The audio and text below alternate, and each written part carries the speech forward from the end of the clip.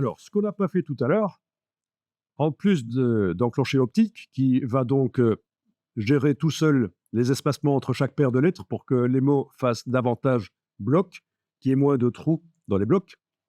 En plus de faire ça, vous avez aussi ceci, c'est l'approche de groupe.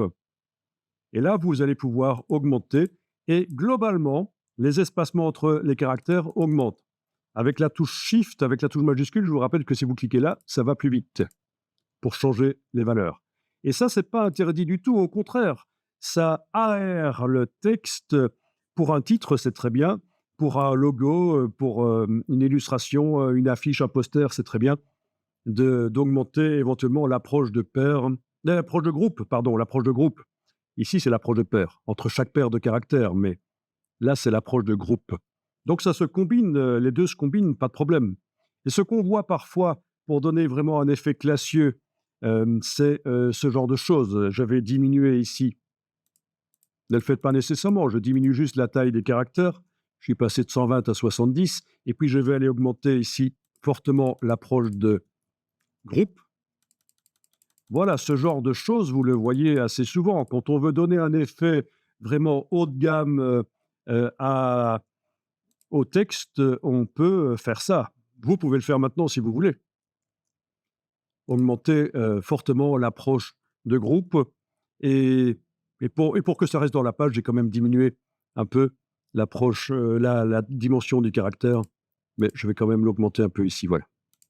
OK, on va faire comme ça. Pourquoi est-ce que ça donne un effet haut de gamme? Mais chaque fois que vous créez du vide, vous faites un effet haut de gamme. Et au contraire, chaque fois que vous faites du remplissage, vous faites un effet bas de gamme. Donc, la preuve, vous le savez, regardez un beau livre d'art, il y a beaucoup de zones blanches inoccupées par des images ou du texte. Un beau magazine, vous avez regardez les pages, vous avez des articles, mais vous avez aussi des grandes zones qui n'ont rien. Euh, Au contraire, les publicités que vous recevez dans votre boîte aux lettres, qui vantent des produits qui sont le moins chers, tout est du remplissage. Il y a quasiment pas un endroit de la page qui n'est pas utilisé. Donc c'est ça, hein. On fait passer le message, voilà, c'est haut de gamme, on a de l'argent, on peut se permettre de ne pas utiliser toute la page, de laisser des parties vides. Au contraire, nous sommes économes, nous faisons des produits pas chers, on optimise tout, toute la page est remplie, on ne gâche pas de l'espace sur la page. Voilà, c'est ça le message qui est convoyé par, cette, idée de du est-ce qu'on fait du blanc ou pas quand on fait des mises en page, quand on fait des affiches, quand on fait des posters? Alors ici, j'ai tapé dans Google «Blank space is not your enemy». C'est le titre d'un livre, sur le graphisme, en fait. Je vais aller chercher ça par la partie image ici, voilà. Donc, c'est un livre qui vous explique justement que pour faire des belles affiches, des belles mises en page, des beaux livres, des beaux magazines, vous avez intérêt à utiliser l'espace blanc. Enfin, ils appellent ça ici white space, mais ça peut être aussi des fonds colorés, des parties, voilà. Donc, il faudrait que j'aille voir ça, si je peux vous montrer quelques pages de ce livre. Je ne pousse pas à l'acheter, bien sûr, c'est juste pour vous montrer que le voilà, le sujet est tel que il y a même un bouquin qui a été écrit, pour, à destination des graphistes pour leur conseiller de bien utiliser les espaces vides pour ne pas avoir honte de créer des espaces, vides dans leur mise en page. Il y a des exemples, pas énormément ici. Il faudrait que je trouve, des exemples. Voilà, il montre des vieux exemples où il y a pas mal de vide, mais ce n'est pas le meilleur exemple. Donc je vous laisserai voir ça de toute façon, sur la petite preview ici et lire éventuellement. Mais voilà. Alors autre chose que je vais vous montrer, voilà, donc oui, des espaces où il y a quasiment rien. On ne fait pas du remplissage. Donc ça voilà, sobriété, minimalisme éventuellement. Vous voyez tout l'espace qu'on a ici, on aurait pu mettre beaucoup plus de texte, mais non, un petit pavé de texte, voilà. c'est pas du remplissage. Ici, la lettre type qui montre, oui, pas mal d'espace blanc. Ah, c'est classieux ça. C'est bien. Marrant ce logo d'ailleurs, au passage. On voit pas nécessairement tout de suite que c'est un oiseau, parce qu'il est un peu, voilà, caché relativement. Voilà, bon, ça c'est une chose. Autre chose que je veux vous montrer, c'est tout à fait l'inverse, les pires affiches qui existent.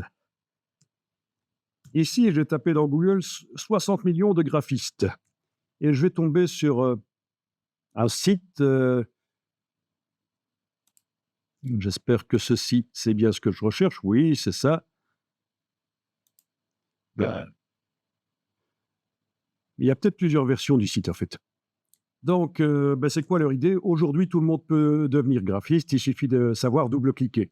Mais évidemment, si vous regardez le site, ce que vous trouvez, c'est la galerie des horreurs. C'est les affiches pour la foire au boudin du village, c'est du remplissage, en fait, voilà, c'est les affiches moches, en fait. Donc c'est intéressant de voir, que c'est ce genre de choses qu'il ne faut pas faire. Il faut aller plus vers la sobriété. Généralement quand même, voilà, des belles affiches, c'est pas ça, quoi.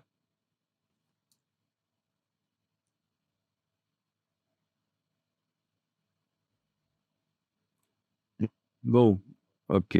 Mmh. Ouais. Problème de lisibilité, du texte qui est mis sur, une image trop complexe.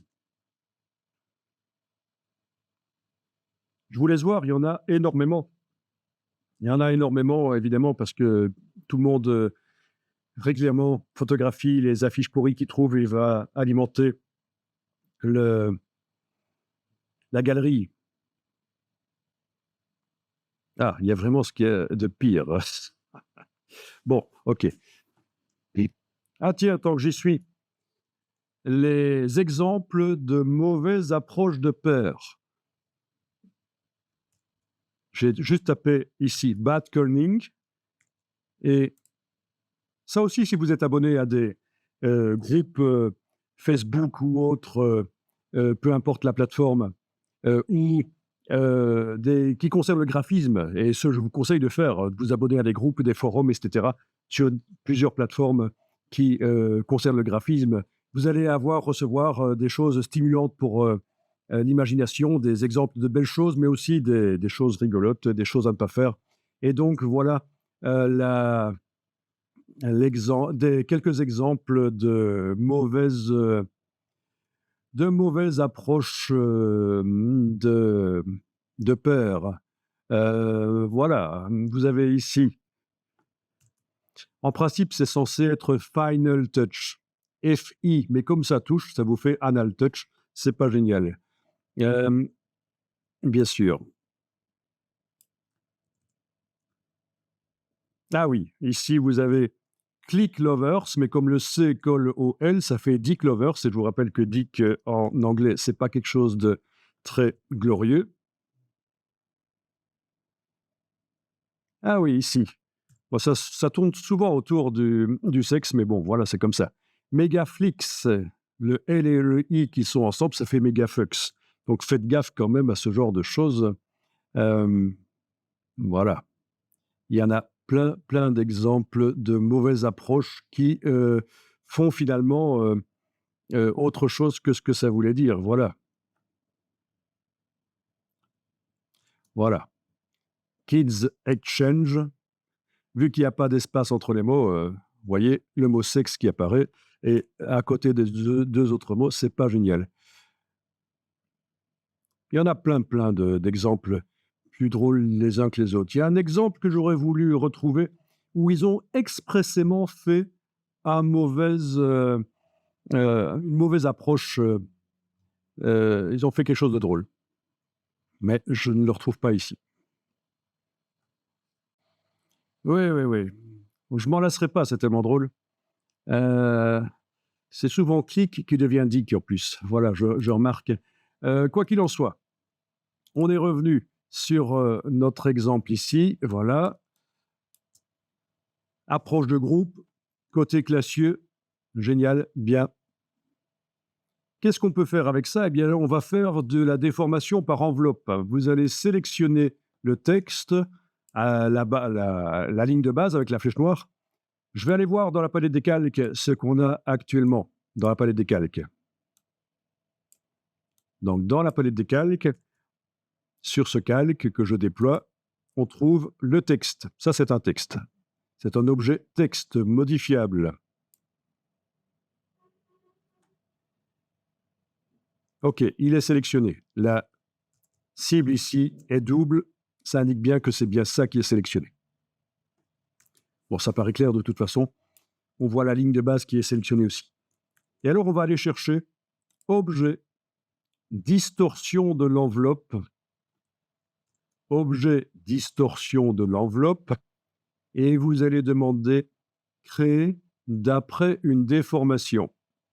Objet, distorsion de l'enveloppe, créé d'après une déformation. Et voilà, déjà derrière, on voit qu'on a un arc de cercle, donc le texte est sur un arc de cercle. Vous pouvez modifier les paramètres de manière à obtenir ce que vous souhaitez obtenir. Les deux curseurs du bas, je vais les laisser à 0%.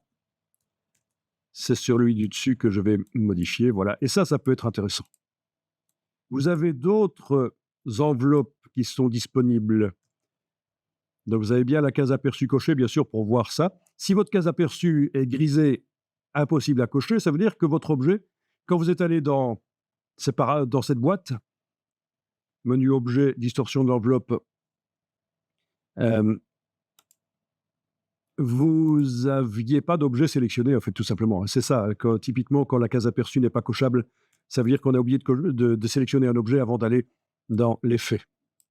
Alors, les autres distorsions ici possibles d'enveloppe, voilà, vous les avez là, vous pouvez tester.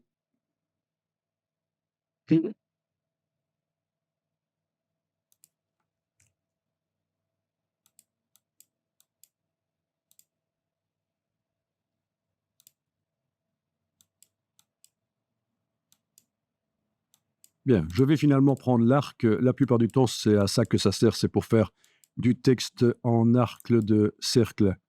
Et je clique sur OK. Alors, qu'est-ce qu'on trouve dans la palette des calques? On trouve maintenant un objet qui s'appelle enveloppe. Le texte est toujours modifiable, il est toujours là dans le système d'enveloppe, mais dans la palette des calques, on ne le voit pas actuellement.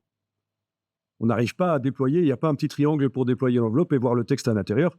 Non. Alors, on va enregistrer ceci avant de passer à la suite. Vous enregistrez ça et on va appeler ça texte enveloppe-01.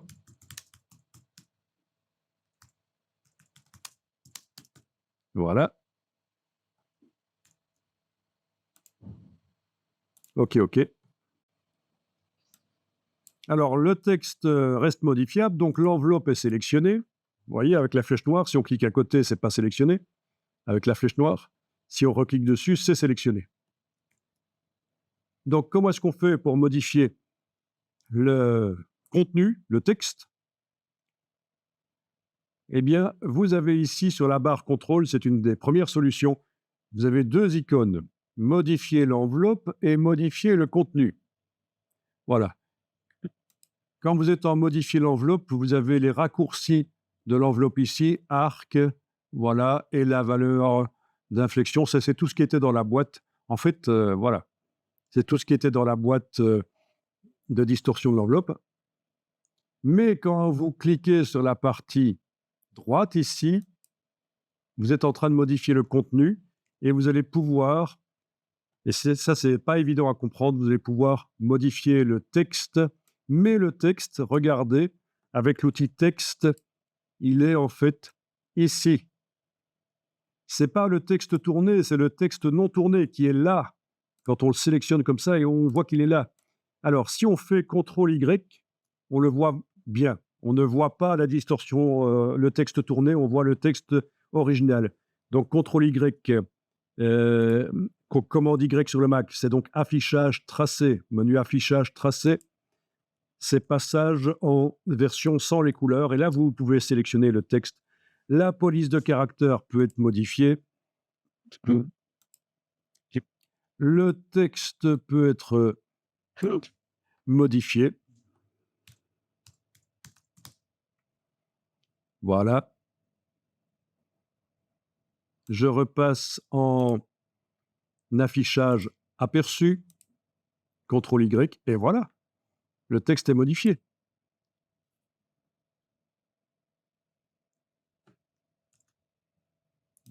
Voilà. Distorsion de l'enveloppe. Tous les paramètres sont là. On peut encore aller modifier dans la palette de contrôle l'inflexion.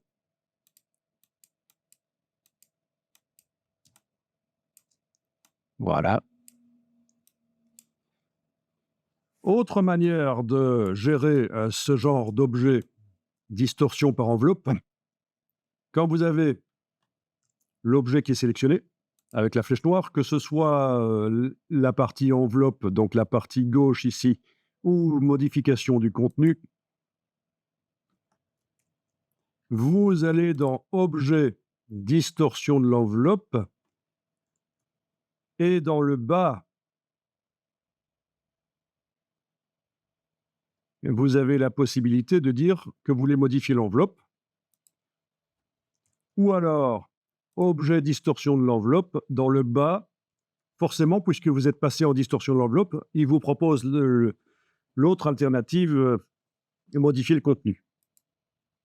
Donc c'est l'équivalent des deux icônes qu'on a ici, en fait. Modifier l'enveloppe ou modifier le contenu.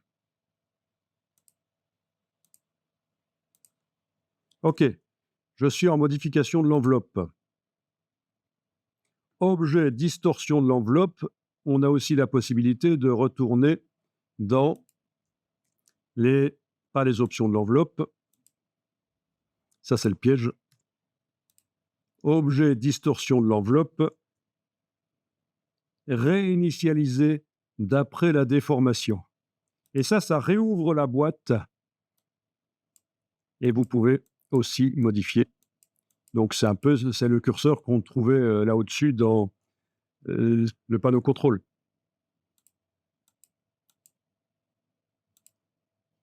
Voilà. Vous pouvez enregistrer le document quand vous avez vu ça.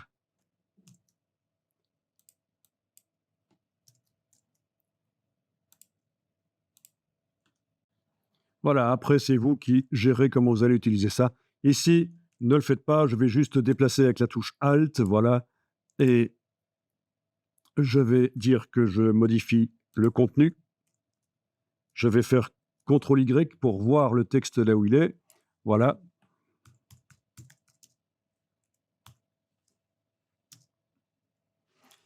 OK.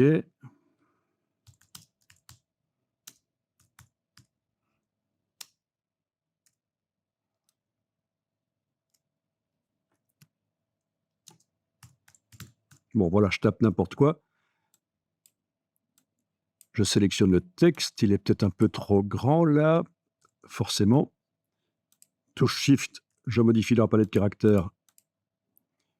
Voilà. CTRL Y, je reviens, et voilà, etc. Donc c'est relativement de mauvais goût, mais pour certains, éventuellement pour certains travaux, voilà, ça peut le faire.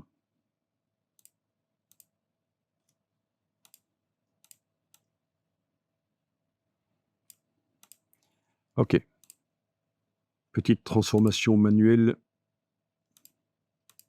sur l'enveloppe. OK, voilà, OK. Après, c'est vous qui gérez dans quel contexte ça va être mis. Et pour ce qui est des distorsions par enveloppe, je pense que pour le texte, c'est bon. Le texte déformé par enveloppe, on peut dire qu'on a vu. Donc, si on veut changer la couleur du texte, je vais sélectionner l'enveloppe, indiquer que je modifie le contenu. Voilà. on a ici la couleur du texte. Voilà, ou par le panneau, non, par le panneau nuancier, essayons un peu, fenêtre nuancier. Oui, par le panneau nuancier, pas de problème, ça fonctionne. Voilà, voilà. Touche F, je passe plein écran. Alors justement, lettre par lettre, il va falloir à ce moment-là sélectionner avec l'outil texte et on va voir si ça va fonctionner. Donc je vais ici passer en affichage par, par tracé, donc CTRL Y sur le PC, commande Y sur le Mac. Je vais aller sélectionner ça. Je peux repasser en affichage couleur, CTRL Y. Donc c'était juste le temps d'aller sélectionner la première lettre. Voyons ce qui se passe si on lui met une couleur. Oui, en effet, ça va fonctionner. C'est vu en négatif pour l'instant, mais voilà, ça fonctionne. Ici, on n'a pas de raison de pixeliser l'image et de revectoriser parce qu'on va obtenir la même chose, sauf qu'on obtiendra un texte vectorisé, on aura non modifiable du coup. Donc si on a fait des erreurs, ce sera problématique.